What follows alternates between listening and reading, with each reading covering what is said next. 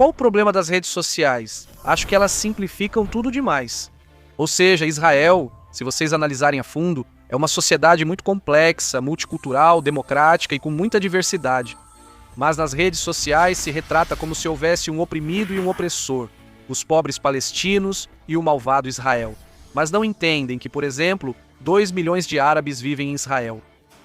Então, o que acontece? Na imprensa internacional, se vocês repararem, muitas vezes a simplificação é muito amplificada. Entendo que, por falta de tempo, os meios de comunicação simplificam muito as notícias. Mas onde isso piora ainda mais nas redes sociais? Antigamente, as pessoas eram mais pacientes. Eu, que mais ou menos sou da época em que ainda se usavam livros para fazer tarefas da escola, já no final, quando eu já estava me formando no colégio, na escola, a internet já era muito usada. Não é como a geração anterior, que era procurar um livro, era ler, era abrir a página. Hoje em dia, ChatGPT me diga o que são os cloroplastos e como é o sistema da fotossíntese. 3 segundos e pronto. Se demora 4, já fico impaciente. Antes, não sei se as pessoas se lembram de como era a internet. Se demorava 20 minutos, a gente ainda ficava feliz esperando o resultado. Hoje, se leva 30 segundos, as pessoas já se desesperam. Assim são as redes sociais. Passando, e por isso a simplificação é muito grande, e por isso a percepção que se tem de Israel é muito distorcida. Fazem uma caricatura do que é Israel e esse é o grande problema. Nós, que somos pessoas que temos um monte de coisas para dizer, temos que simplificar a mensagem de forma muito rápida, em termos muito simples. Por isso é um grande desafio para nós. Como eles operam, os que são contra Israel, como eles criam narrativas basicamente em torno do tema que é humanitário. Vocês sabem que Israel é o único agressor. Os palestinos, como eles os chamam, sempre são vistos como as vítimas absolutas. Nunca fazem nada de errado. Outra coisa, o que também vimos neste curso é que eles manipulam muito a linguagem. Falam, por exemplo, da resistência palestina e não dos terroristas. Ou dizem que Israel foi desproporcional e teve uma resposta desproporcional, usam esse tipo de linguagem e mencionam territórios ocupados. Já vimos isso antes. Então, isso é o que eles entenderam. Essa foi uma das grandes mensagens que passei neste curso. Quero encerrar com essa ideia neste último módulo. E é que eles, nossos adversários, souberam focar muito bem na questão das emoções, não nos fatos. Eles vão mostrar imagens de vítimas, de crianças feridas. Nunca o contexto. Nunca o que há por trás disso. Preferem mostrar o lado emocional ao público, tornando a percepção mais fácil de assimilar, já que a história é mais compreensível que o dado. E, obviamente, eles ocultam sistematicamente os crimes do Hamas e de outros grupos, como a Jihad Islâmica e tal. Então, por isso é que sim, é um desafio, é um grande desafio. Mas vamos ver o que pode ser feito. Ah, beleza. Esse é um dado que eu também gostaria de contar para vocês, que é muito curioso. Mas vocês sabem como aconteceu a Primavera Árabe? Vou contar rapidamente para vocês. O que foi a Primavera Árabe? No mundo árabe existem ditaduras. Por quê? Porque, como não são realmente nações, mas sim tribos. Durante o século XX, quando os europeus chegaram, eles criaram países. Grã-Bretanha e França. Eles começaram a desenhar países. Disseram, bom, isso aqui vai se chamar Síria em um mapa. Isso aqui vai se chamar Líbano, isso aqui vai se chamar Iraque, e inventaram países artificiais. O problema é que a Síria, na verdade, é um país com muitas etnias, famílias, clãs, que eles não têm nada que os una. Por isso há guerras civis sempre. A única coisa que os une é um ditador. E quando esse ditador é fraco, há guerras civis. E se há um ditador com mão de ferro, então o país se mantém numa calma tensa. A outra forma como os países árabes têm se mantido, digamos, estáveis. E isso se deve ao inimigo comum que eles têm, Israel. Todos os países árabes dizem, vamos nos unir para acabar com Israel.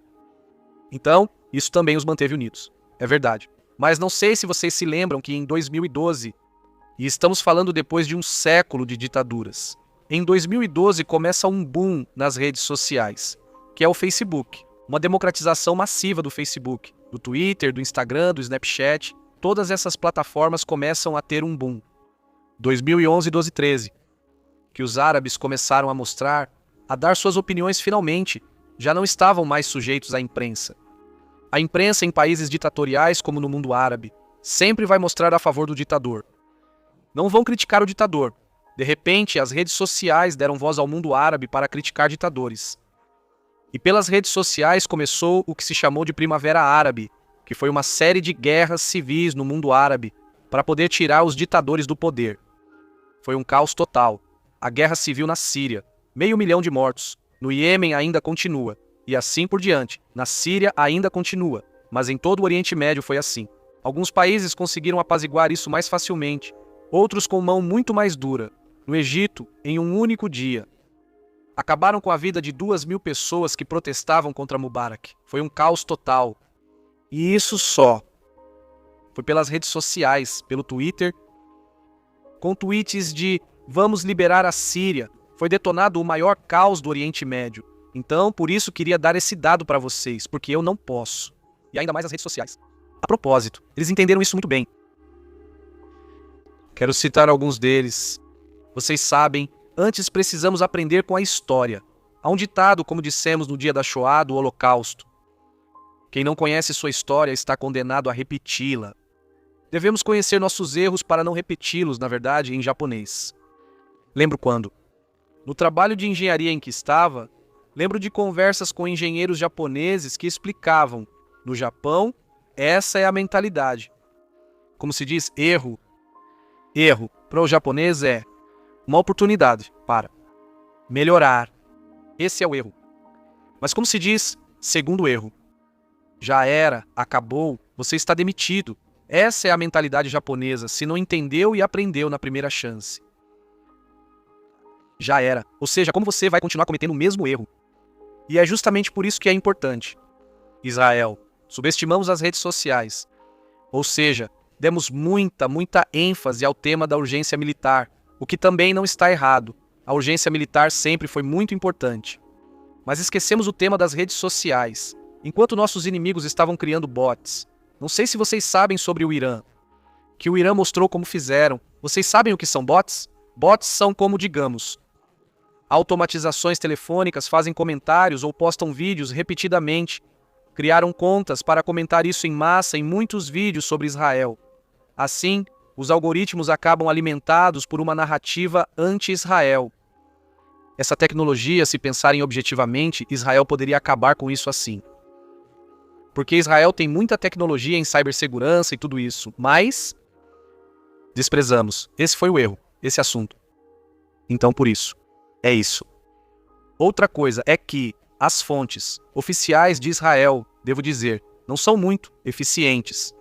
Os jornalistas internacionais não recebem informações do governo israelense rapidamente. Não é muito claro, digamos, o que o governo israelense diz quando acontece um evento. Não chega aos jornalistas de forma clara, e por isso não chega às redes sociais de forma, digamos, correta.